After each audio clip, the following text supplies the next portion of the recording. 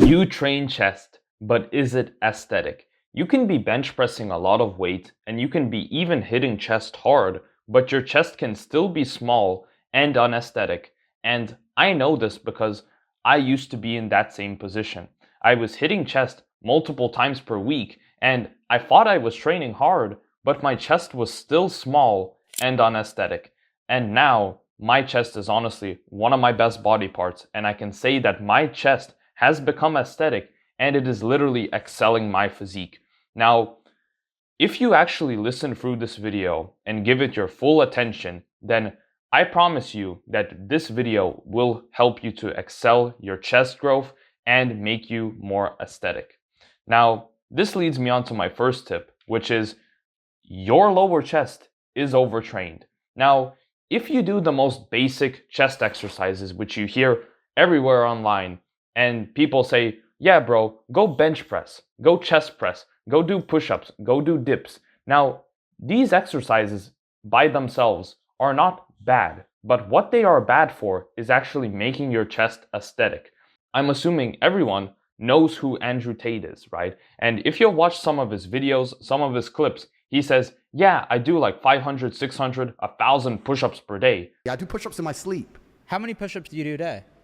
I don't really train in the gym too often. I do like 500, 1,000 push-ups a day, whenever. But honestly, if you take a look at his physique, you can actually see that, yeah, his physique is pretty impressive, but his chest kind of resembles a chest of a woman because his chest is drooping downwards. And this is what happens when you overtrain your lower chest. Your chest is gonna look saggy and it's not gonna go ahead and maximize your aesthetics. Now, if you truly want an aesthetic chest, you need to be not only training your lower chest, but you need to be even more emphasizing your upper chest, because most exercises, they don't actually hit the upper chest. If you do a normal bench press, it is only hitting your lower chest. Same thing with dips, same thing with push-ups. Now, what you need to do is, instead of doing a basic bench press exercise, you need to be actually getting the bench and setting it at a 45 to 30 degree incline, and just that little small tweak is actually going to go ahead and hit your upper chest.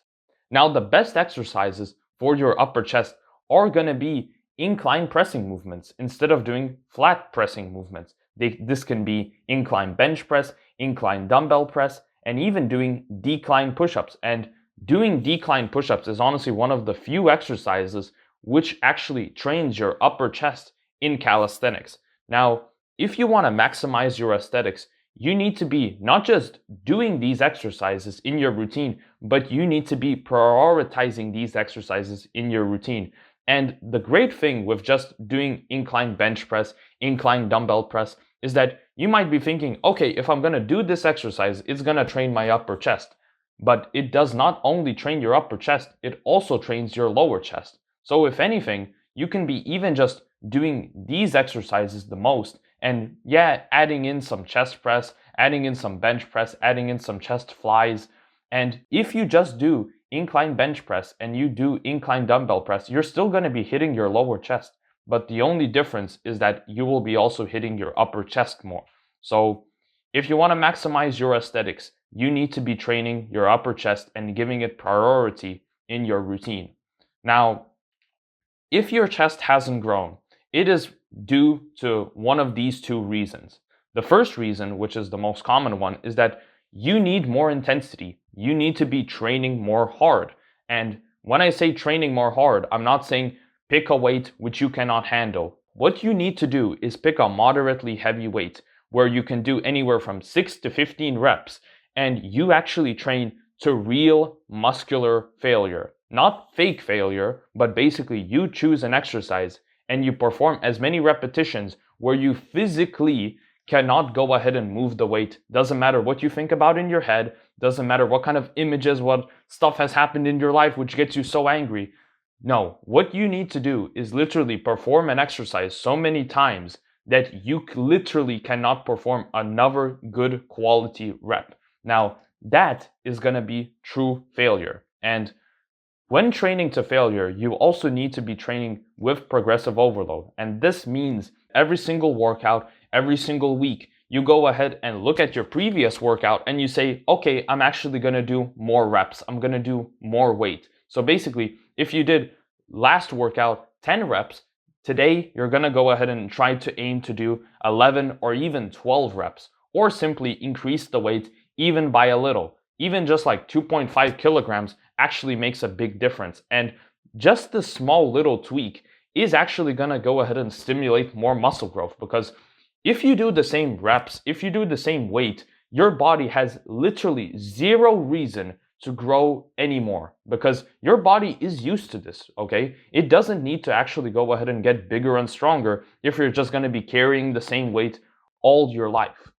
Now, another important thing is that you need to be actually controlling your reps. That is why I told you to do moderately heavy weights, because I don't want you to pick an ultra heavy weight where you can literally not even perform it correctly with good form, and you have to yank the weight, you have to be going ahead and just cheating the reps or anything.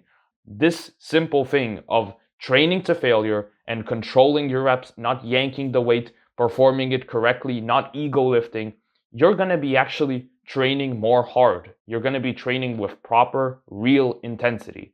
Now, another reason why your chest could be stuck is because you need to be doing more volume, which is a less common occurrence, but can also be happening. Let's say you've been following a program and you can say that, yeah, my arms grew, yeah, my legs grew, but my chest honestly isn't growing as fast as other muscle groups, or it's even just stuck. What you can try doing is the simple thing of just doing more volume. So if you do 8 sets of chest per week and you see that, okay, my chest is still small, now try and do 12 sets of chest per week. And if that doesn't work, you can be even trying to do more volume. The most important thing with adding in more volume is that you need to be actually doing the sets properly, and you need to be actually recovering, because honestly, there is no such thing as overtraining. The only thing which exists is under recovering. So if you can recover well with adding in more volume, then that is totally fine. But if you add in so much volume which you cannot recover, and you just see that you're literally getting weaker and weaker, you're feeling super fatigued throughout the day, even during your workouts you have like low motivation, then it's probably a sign that you are doing too much volume. Now, another important thing which you can do is literally prioritize your chest. If you're doing a full body split, if you're doing an upper lower split, or any other split, what you need to be doing is actually performing chest exercises at the beginning of your workout, not be going ahead and scheduling them in the middle of your workout. If you have a muscle group which is lacking, then you need to be actually just prioritizing it in your routine, basically performing it as the first exercise. Now, let's say that you're doing upper lower. Instead of doing back as your first exercises, try doing your chest as your first exercises, okay? And the same thing goes with any other muscle group which could be lacking, even if it's something like arms. Instead of placing it as like the 7th or 6th exercise, how about you go ahead and just move it up in the beginning of your workout? Now, this small little tweak is actually gonna go ahead and make you be less fatigued when you're actually performing exercises on the muscle groups which you wanna train the most. If you actually follow along this advice in this video, these small little steps of prioritizing your upper chest, training your chest first in your routine, and adding in gradually more volume, and tracking your progress every single week to see if you're actually progressing, if you're doing more reps, you're doing more weight, and if your progress is going up and up and up, and you're getting stronger, then your chest will follow. Now, if this video has helped you, make sure to like and subscribe. And if you enjoy videos like this, I'm sure that you will enjoy some of these videos right up here.